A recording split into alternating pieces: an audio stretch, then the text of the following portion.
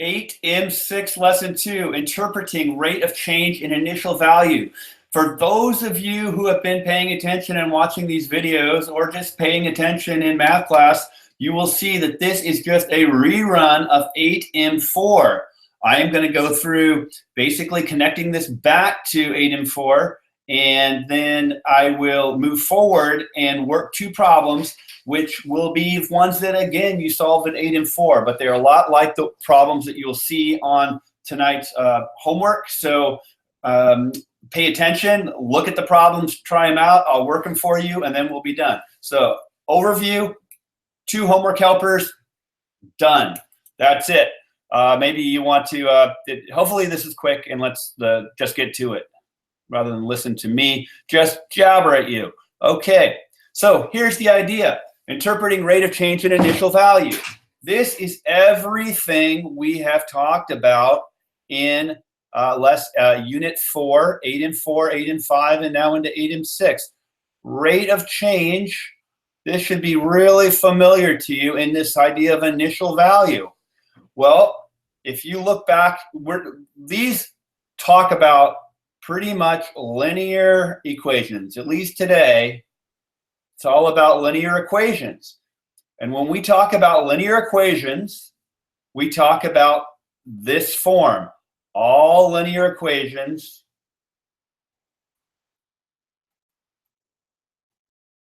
can be written as y equals mx plus b, where m is our rate of change. It's our, maybe just our rate, also known as slope. It's all of these things.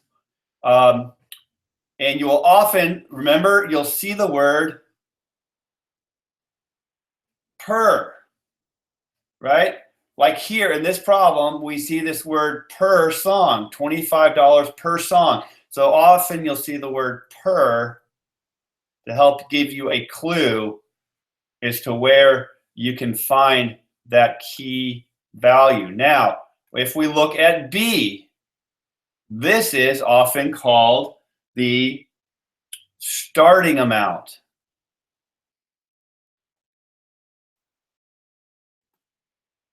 The initial amount or fee. Sometimes it's called the fixed amount.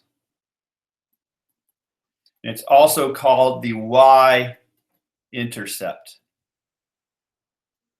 And this is the y value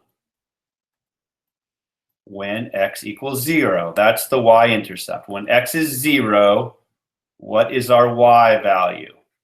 That is called our y-intercept.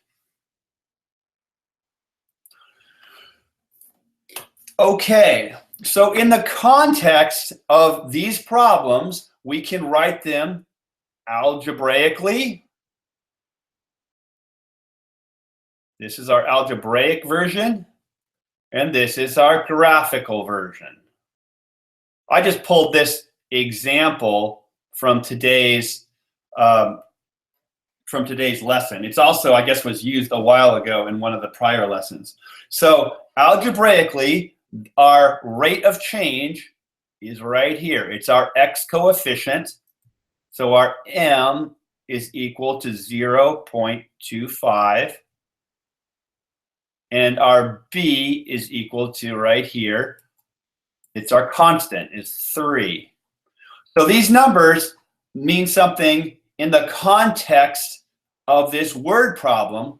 And so in this word problem, we have dollars and we have songs. So we have dollars represented here on our y-axis, and our songs, our number of songs on our x-axis. So our slope, and we've talked about this before, our slope is all the slope units right? We have this slope here of 0.25, but we don't know what it means in English. But to put it in English, we have to add the number, the value, to the units. And our slope units are always our y units divided by our x units. So our slope units are dollars over songs. Also written as dollars. This means per. Another word for dividing is per.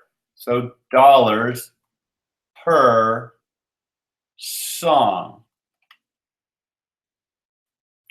So we can write this equation here as y in dollars equals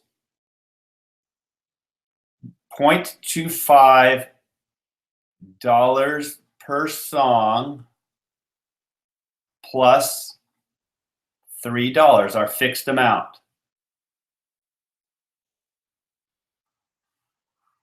Y in dollars is equal to 25 cents or $0.25 per song plus $3. So this is starting to make sense. You could almost rewrite this equation now into the word problem, which says a $3 fixed fee. I'm going to pay a $3 fixed fee plus 25 cents per song. And that's just what we've written here. These words that we've written based on how this graph looks. The graph being dollars on the Y and number of songs on X. So this is all a review. This is really all a review of 8M4, 8M5 that we're doing today. One last thing I want to let you know about that we're doing today is that we are going to be talking about systems of equations. So when we talk about a system of equations, we're going to talk about two lines on the same graph. So here we have a company 1 that charges $3 fixed fee plus 25 cents per song.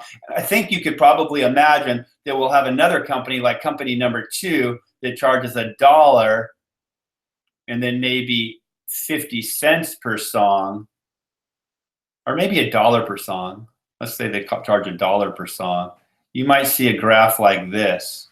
And we'll talk about how I generated that graph. But you'll be seeing two lines on the same graph. And then the key things we're going to identify is where they intersect. And then we're going to talk about the meaning of that intersection and such. So don't worry about too much about this, but just know that we're going to be dealing with two equations on the same graph. So let's look at two word problems, and we're going to call these our homework help. We're going to call this our homework help.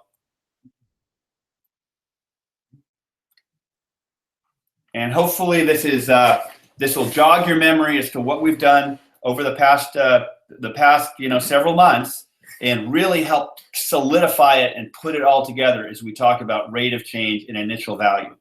Okay, let's take a breath. Here's the deal. So now you're your parents and you're working on figuring out what is the better cable bill plan for you. So we have the choice between two cable plans. So every month your parents or someone pays your cable bill for you. And on plan 1, and the way it works is usually there's a basic cost. So you pay $100, say, for your cable or your TV bill. Then they're going to charge you, if you watch a pay-per-view movie, some amount. And so on plan 1, we pay $10 per movie. And on plan 2, we pay $5 per movie. So the idea here is that plan 1, right, if you watch no movies, this is going to cost you $100. $100 for 0 movies. But then if I watch one movie, it's going to cost, $110 for 1, $120 for 2, etc. Over here on plan 2, I pay more as a basic cost, so $130 for 0, but then I only pay $5 per movie for each movie I watch. So this is cheaper for every additional movie. And then eventually plan 1 is going to be more expensive than plan 2. So let's talk about, so if you want to solve this problem, what you're going to do is you're going to graph plan 1 and graph plan 2. And I've given you some good numbers here to use. 250, 150, 50, 100. Go up by 50s. And then over here, movies watched is, 1, 2, 3, 4, 5, 6. And so I want you to graph these two plans and then figure out which one is better if I don't watch any movies, which I've kind of told you. If I watch 10 movies, if I'm over here, if I watch 10 movies, which is the better deal? And then is there some break-even point where if I watch some number of movies, it's the same price for both plans? So that's what we're going to work on. I'd like you to pause and try. But if you can't, you can just watch. And then when you get enough hints from me as I work it, then I encourage you to pause and try at that point. Okay, so let's look at this. Which one of these is our basic cost, or our y-intercept, and which one is our slope? Well, the key word here is per movie, variable cost. This is our slope. These are our slopes. $10 and then $5. And then our y-intercept, our basic cost, our fixed cost, our starting point is 100 and 130. So on plan 1, our equation then is y, and I'm going to write it in this color, this maroon pink color, to match the plan. So that's 100x plus 100, because this is our rate of change, and this is our fixed, or our starting point. And then, so if we want to graph this, we go to our starting point, right? We do our y-intercept, go back to your graphing fundamentals. And then we go, for each one, we go up 10 over 1, up 10 over 1. So up 10 over 1, because our 1 is here. Up 10, because each of these units here is 10 on my graph. Your graph may be different, but I go up 10 over 1, up 10 over 1, up 10 over 1, up 10 over 1. And so I get to here, right? 10, 1, 10, 1, 10, 1, 10, 1, 10, 1. Right? And so I've gone over, just to verify, we've gone over 5 and we've gone up 50 from here to here. So our slope is change in y over change in x, which is 10.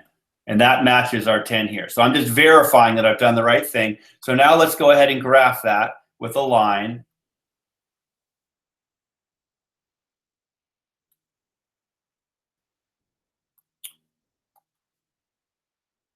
And so we can look at this graph and we can say, well, shoot, if I have 10 movies, it's going to cost about, $200. 12 movies is going to cost about, my bill will be $220. So that looks, that makes sense. Now let's do our orange. Let's do our plan 2. So this is y equals, it's only 5x plus 130. Because our rate of change is only 5. Basic cost of 130. So let's plug that in here. And we'll go up 5 over 1, up 5 over 1. So we're about here.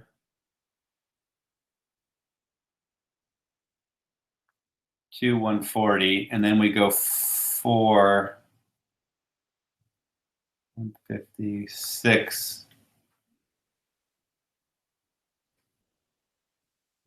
So let's see here. Let's draw our line here.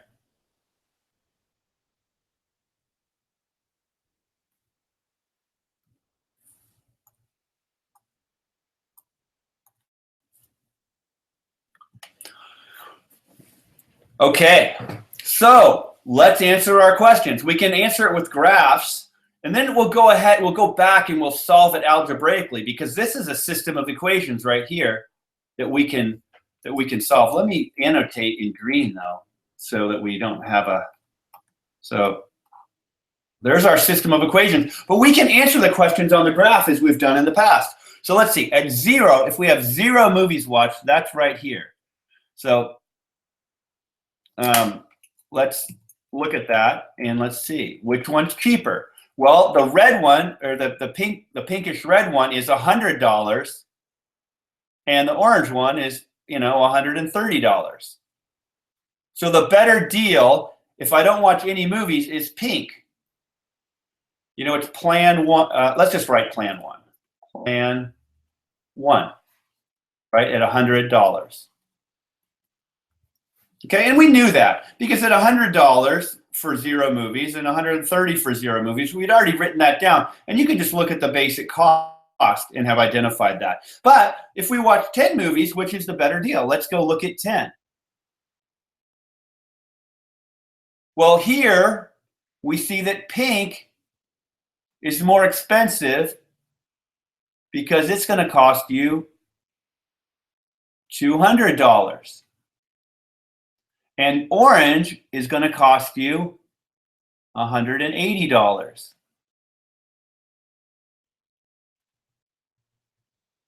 So if we watch 10 movies each month, we want plan 2, because that's going to cost us $180 instead of $200. So now, is there a break-even point? And the break-even point is where they cost the same. And where do these guys cost the same amount of money?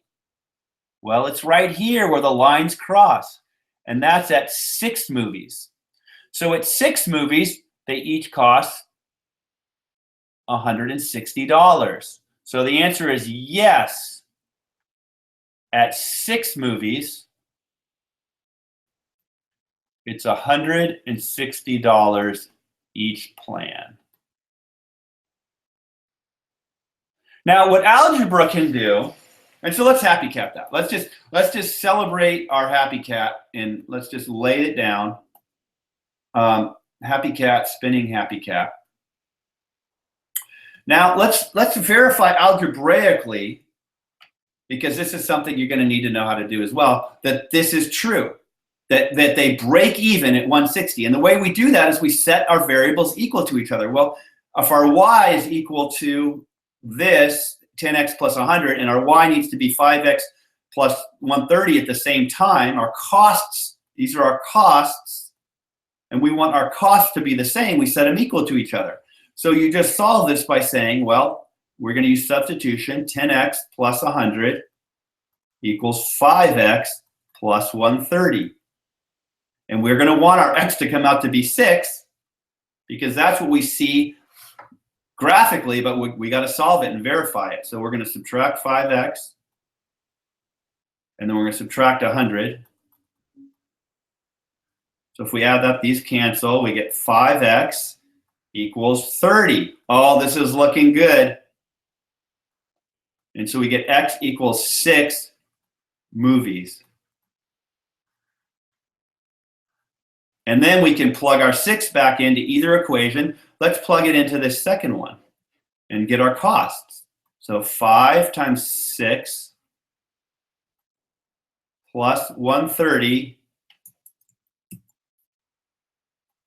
equals 160. And that's in dollars. So we see that graphically we get 6 and 160, and algebraically we get 6 and 160. This is so cool. Algebra is beautiful. Geometry is beautiful. We did it with the context of a word problem. We're learning about rate of change in initial values. We can interpret this graph to say their starting value is 100 or 130, depending upon which plan we're talking about. We know which one is growing faster. So plan 1 grows faster because it's got a steeper slope. So it's got a higher cost per movie, which is 10. That makes sense. We have a $10 per movie rather than $5 per movie. All of this makes sense in terms of everything we've learned. This is so awesome. I love math. Let's do one more. This is a problem that I bet no one has ever done before. I tried to just think of something. My goal was to think of a problem that no one has ever written before, and let's see if it makes sense graphically and algebraically. So I have a big dog and a little dog, and each one has a bag of dog food, right? I have a big tin of dog food, and I have one for my big dog and one for my little dog. And my big dog eats 20 ounces per day. Whoops, my little dog only eats 8 ounces per day. He eats 8 ounces per day. Okay, so my big dog eats 20 ounces per day. Ounces per day. And my little dog eats 8 ounces. 8 ounces of dog food per day. And they eat it, so they take away, negative, right? And my big dog starts with 100 pounds of dog food. Now remember, an ounce, there's 16 ounces in 1 pound. OZ means ounces and LB means pounds. So I have 1,600 ounces of dog food for my big dog. And I start with 50 pounds for my little dog. So my little dog has half that, so he has 800 ounces of dog food. That's 50 times 16 is 800 ounces. So the question is when does each dog run out of food? And then when do they have the same amount of dog food? So I want you to pause. This is homework help. Last one. So I want you to pause and try and do it graphically and then do it algebraically. Algebraically for B. For A, you can do A and B answer graphically, and those are going to be estimates probably. They might be exact numbers, but algebraically we'll get the exact answer for when they have the same amount. And notice, because we're taking away, these slopes are going to be going down like this, right? So pause and try, and I'll be back. Okay, let's make our big dog be blue. So our big dog, so let's see, big dog. What's our starting point? Well, our starting point, well, let's see our slope. Let's see, how about our slope? That's the easy one. Which is the per? This is minus 20 ounces per day. So our slope is minus 20. And that's ounces per day. And his starting point is what? He's got 1,600 ounces. So our equation is y equals 1,600 minus 20x, or minus 20x plus 1,600, however you want to think about it.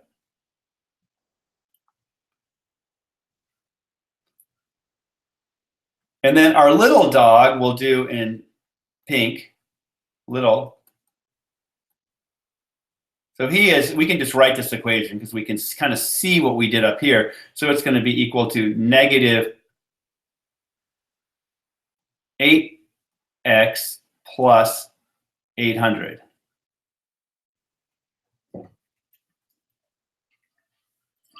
Okay, so the little dog, let's graph these guys. The little dog has an intercept of 800. That's our y-intercept. And he loses 8 per day. Now, I can't go down 8 and over 1 here very well because I can't really count it. So let's do this. Let's find the point at 20. When x is 20, let's find out what y is, and let's make a point here, and then we can draw our line. Or better yet, how about at 40? Let's figure out how much food the little guy has at 40 days, and then we'll find our point here, and then we can draw our line. So our little dog, if we draw our XY graph, we know at 0 he had 800. Now let's figure out at 40 what he has. Well, that would be negative 8 times 40 plus 800. So that equals negative 320 plus 800, which is equal to negative 480. Sorry, positive 480. So at 40, he has 480, which is right about here. Now remember, this is just an estimate. That's the best we can do sometimes when we're graphing. So let's make our line.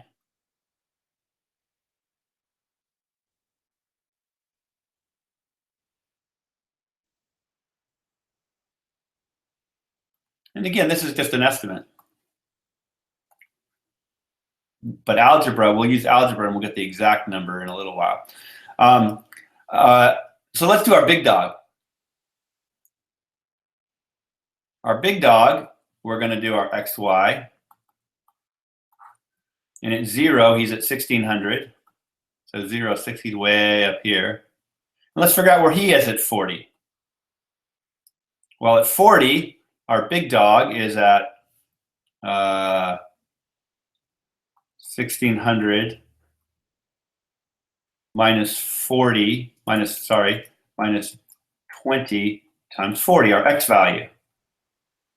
Right? 1600 minus 20x, our x is 40. So that's 1600 minus 800. Well, that's equal to 800. So after 40 days, he has only 800 ounces left. So let's put that on here. After 40 days, our big dog has 800.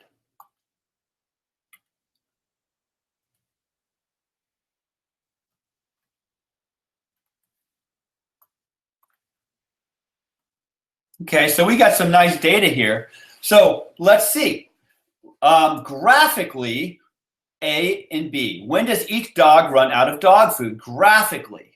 So let's make this in purple to match these guys right here. So we think that the big dog, let's see, big dog, well, let's do it in blue. So you see big guy, big dog runs out in 80 days. In 80 days, he will have none left. He started with 1600. After 40 days, he had 800. And after 80 days,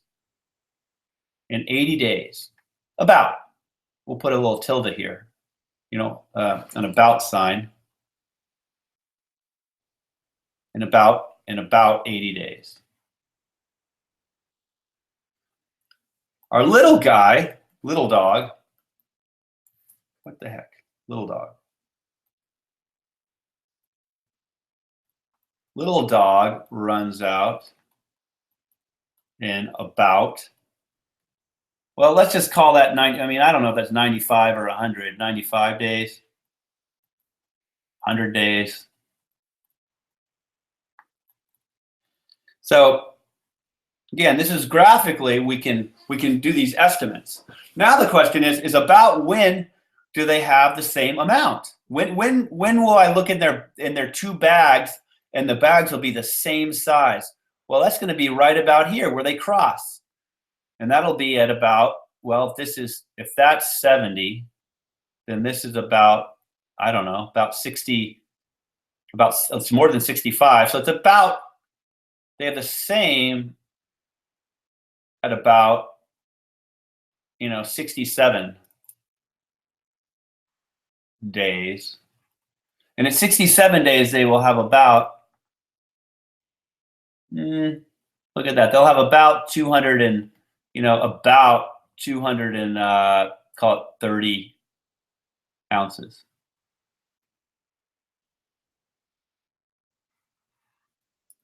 Now let's do the algebra on this one. We can do the algebra and just figure this out and figure out when do they have the same amount by setting these equal to each other. So let's do that math, and we'll do that in kind of dark green. So we want to set our Y's, our amounts, our ounces equal to each other. And so we'll use substitution and we'll say this is equal to this. So negative 20x plus 1600 equals negative 8x plus 800. Okay, so let's add 20x to both sides. And let's subtract 800 from both sides. These cancel, and so I get 800 equals 12x, divide by 12, divide by 12. And over here I get x, our number of days, is equal to 800 divided by 12. Well, if I divide them both by 4, I get, let's see, 200 over 3. And 200 over 3, oh, I know that's equal to 66.7, about. So in about 67 days, they have the same amount.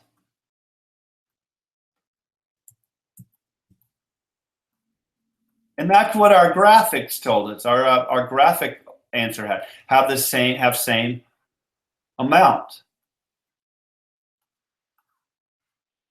And so that's good. Those match. The algebra matches the geometry, and that's really good. It's better because math is perfect and math always works. So if we wanted to figure out how many ounces they'd have, we could take this 66.7 and then plug it back into x. And I'll just go ahead and do that right now. 66, and I'll do it on my calculator. So I multiply that by 8, enter, and then and the answer comes out to be 267. They have about 267 ounces. Right, I took, let me just do that one more time. I'll take -8 times 66.7, and then I'm going to add 800 to that. Yeah, and I get about 266. It's about 266 to 267 ounces. So my estimate here was a little bit off at 230, but 230, 267. Yeah, I can see that I probably went a little bit low here. That probably should have been, if I would have really made a nice line, it would have been a little bit higher, which would have been a little more than 250, which would have been a little closer to 260. So anyway, let's put some happy cats down for our graph, our equations, our solving the equations, our answering the questions, our answering these questions both graphically and algebraically, for drawing our T-charts, for just being generally persistent and steadily at math. And we will come back tomorrow and we will move forward with 8M6 lesson 3. And when you get to 8M6 lesson 14, we are done for the year, and you were fully qualified mathematical stars with solid algebra and graphing and systems of equations and understanding rates of change and slopes and all kind of stuff. Be very proud of yourself. So we'll see you tomorrow. Happy math, happy cat.